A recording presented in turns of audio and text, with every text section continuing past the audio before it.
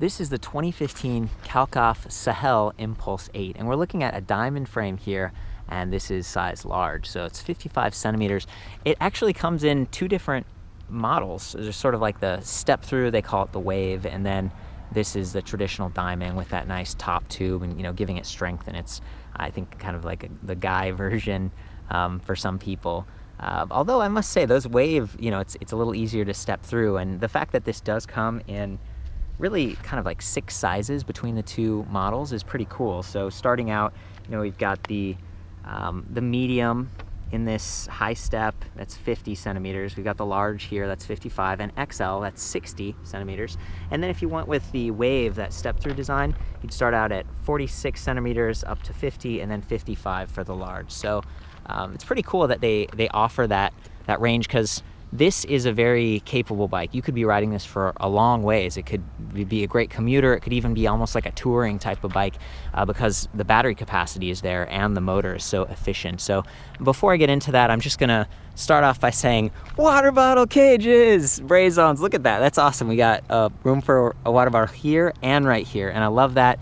Because it's a bicycle and you're kind of the engine as well on these things. You're pedaling, and so many electric bikes don't have bottle cage mounts. So good job, Kalkhoff. I appreciate that. I'm gonna jump into some of the other like niceties of this bike. We've got this little head shock, which is cool. There's not a whole lot of travel and it felt kind of stiff to me, but given these a little bit narrower, more efficient wheels and tires, that's a nice little extra. So again, the whole thing with this bike is like efficiency, but there's some nice ergonomic extras, and that shock is one of them. These little grips, they aren't locking, but they're still ergonomic and they feel relatively comfortable.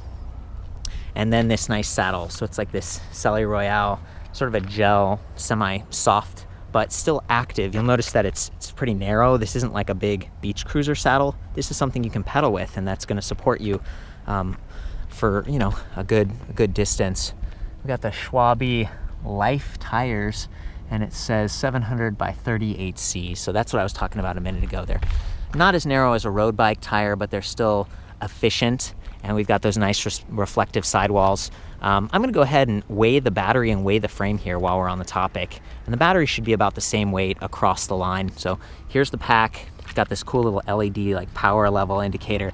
Here's where you'd charge it, but you don't have to leave it on the bike to charge it. You can take it off, and you can imagine storing the frame in your garage. It's nice to be able to bring the battery inside, keep it in a cool, dry place to maximize its life. And this is the Kalkhoff charger. You can see it's got like a bit of wire here. You plug into a standard wall outlet, and then the other end of it that plugs right into the battery pack. And then the main part of the unit, it's relatively quiet. Looks like output is 42 volts, 3 amps. And I weighed it, it's about 1.5 pounds, so you could always toss this in your backpack and top it off at work, top it off at a friend's house. It's a lot lighter than trying to bring an additional battery with you, so pretty cool. So I put the key in, kind of swivel it out like this, look at that, beautiful, and that's where it mounts. And here's the battery. So again, I think this is like 37 volt, 11.6 amp hour battery pack. It's a little bit larger than like they have the Sahel Compact. This is supposed to be using like a lightweight cell technology. So let's see. Just run this through the handle. I love that it has a handle as well. It reduces the drops. Okay, I'm gonna gently pick it up. 5.4 pounds, so not bad, you know, 5.4 pounds for 36 12 amp hour battery. Again, 11.6 technically, but that's awesome. And then it's got these little kind of like pivot points. That's where it mates with that, I don't know what you call it, the mounting piece, and then put it in like that, lock it. It's firm, it's low, it's awesome. Okay, now I'm gonna weigh the frame, and it's supposed to be, it's aluminum alloy. It's kind of a lightweight design. And of course it's even lighter without the battery for carrying, or if you have one of those car racks that you sort of like hangs off the back of your car, this would be a perfect frame for that. So, okay.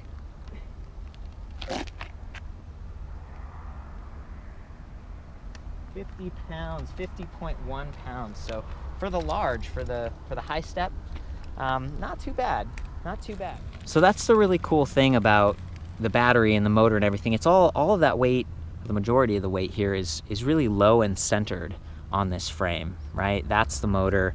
It's a 250 watt geared center drive, and basically what that allows you to do is leverage the gears in the back for climbing or for going fast. And it's just a very efficient design in addition to being kind of balanced and stable. You can kind of see the bottom there. It's pretty tough stuff. It's, you know, kind of like a metal, hard plastic casing, and it's relatively high up. And then the battery, again, sort of right over it, so just keeping it really well centered. The fenders are a nice touch because, as you can see, they extend all the way down, and so water shouldn't be actually getting on your battery pack. Then you've got that front fender with a little bit of a mud guard there. Just great safety features. And I love that they've got this adjustable kickstand. So many bikes kind of forego that, and that is not what this is about. Kalkhoff is like kind of a German brand, really precision engineered, you know, a lot of attention to detail going into this thing. And one of those areas is safety. So in addition to having the reflective sidewalls, as mentioned earlier, we've got the fenders, and then this light, which actually runs off of this dynamo right here. So very cool system. As soon as the wheels start to spin, the LED sort of starts flashing and coming to life, and that's just active all the time, even if the battery runs out. So you could be you don't even have to have a battery on it. It's like the lights would be lighting up, and that includes this rear light. So there's like LEDs built into the back of this rack, and they're on sort of like in a dim setting, and then as soon as you activate the brake levers, they come on even brighter, so it's like a brake light.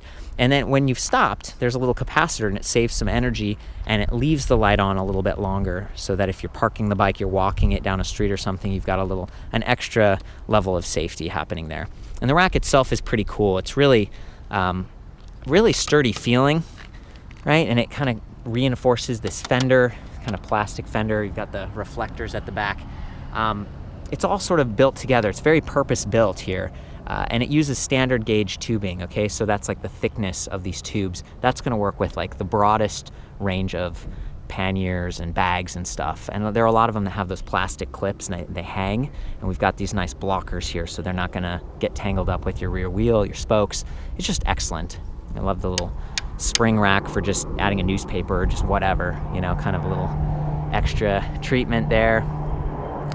And maybe it's time to talk about the brakes since we're over here. So these are Magura hydraulic HS11s, and what you might notice about them is that they're rim brakes, okay? So, you know, if I squeeze that, you can see the brake pad going against the rim.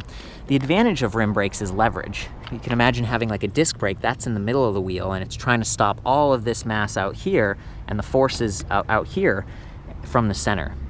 Disc brakes are great if you're going off-road. They're not going to get wet and mucked as easily as something like this, but they actually aren't as powerful. And we've got something like this, a hydraulic rim brake. I mean, it's phenomenal, and it's kind of neat to see on these bikes here. It's just another sort of unique choice when they built this. Got the Kalkhoff cranks, just some kind of, you know, basic pedals in my opinion. They're not like low quality, but you've got like metal here and then plastic and rubber. Looks like they'd offer decent traction, but I might, you know, I really love the Welgo metal ones that have the big spikes, especially if I'm in a wet environment, just so I don't have any accidental slipping going on.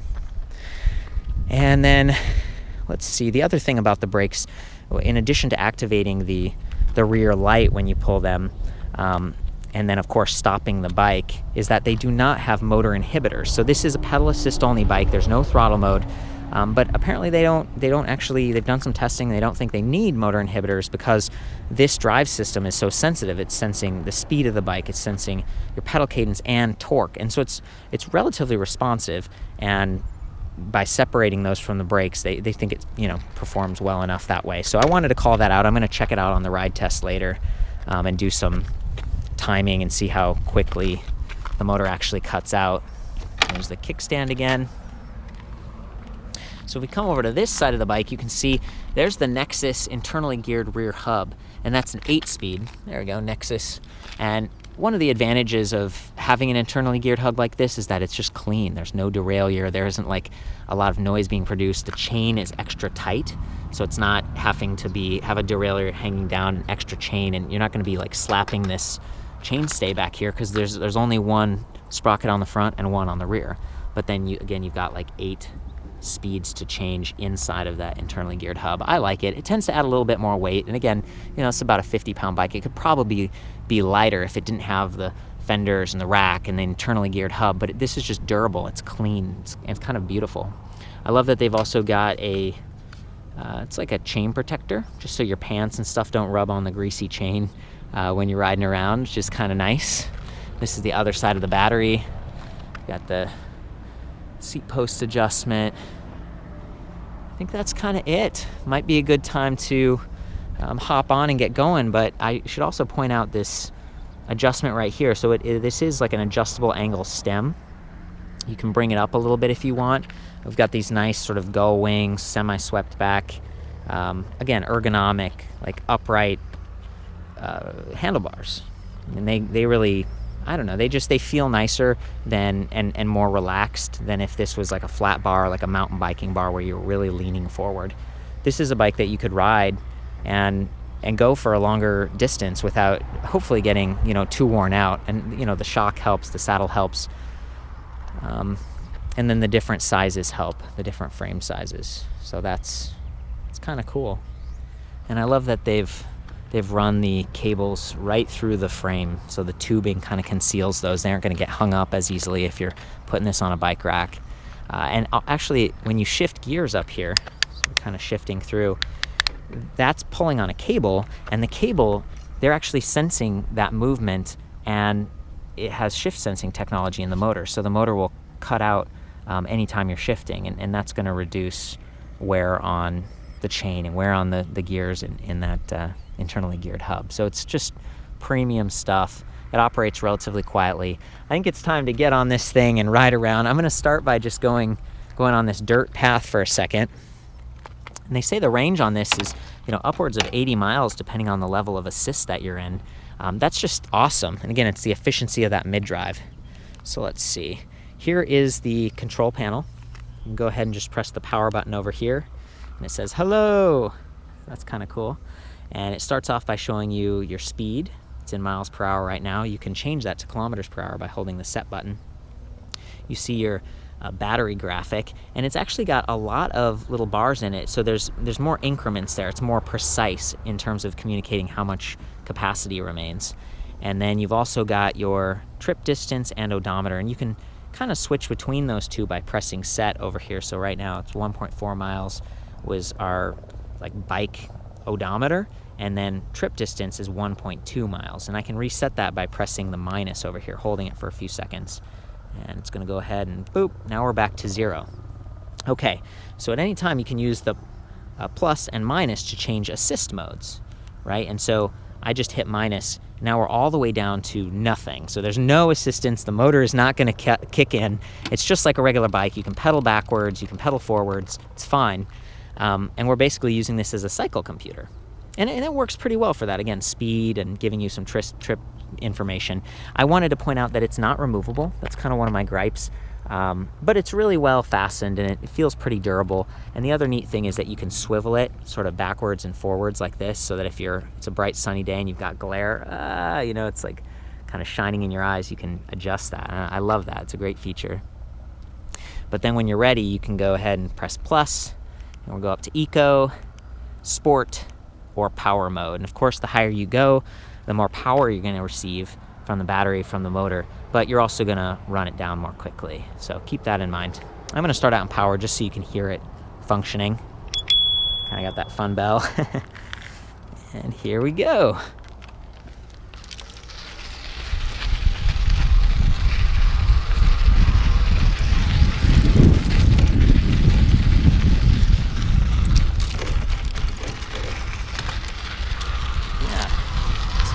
Feeling pretty comfortable, even though it's not really a mountain bike and we're off-road. That seat feels good.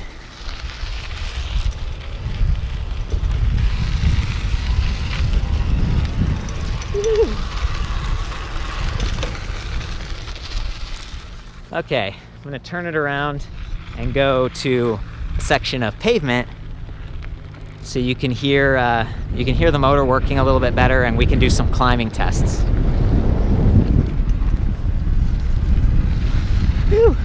top speed on this thing is 20 miles per hour. Doesn't take much to get there.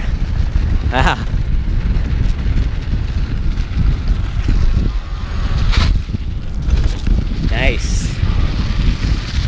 Oh, we got a snake. That was cool.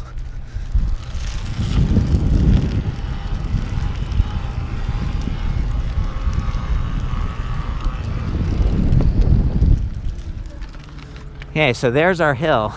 It's actually a pretty significant hill, kind of heading up to where that building is. I'm in gear 6 right now, so it's not the lowest. The lowest would be 1. It's actually relatively high, and I'm just gonna stay seated and let you hear the motor.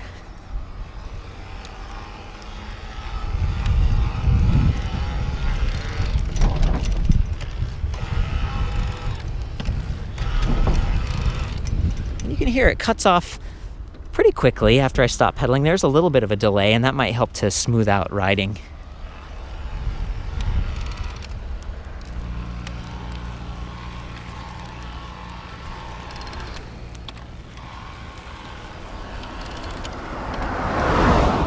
Having no problem. There's the light. And because it is a torque sensing system, you know, if you are kind of stopped and you push down on the pedal a little bit on the crank, it can kind of start maybe when you didn't intend to, and that comes back to the brake levers not having the motor inhibitor. So I mean, it's supposed to sense speed and everything too, so it doesn't happen. It's actually, you know, here I'm sitting here, I'm pushing, and I can feel the, you know, I can feel the motor. Yeah, I've got the brakes held down right here, but when I push on the pedals, it actually, the motor tries to kick in. So keep that in mind if you're at a light or something.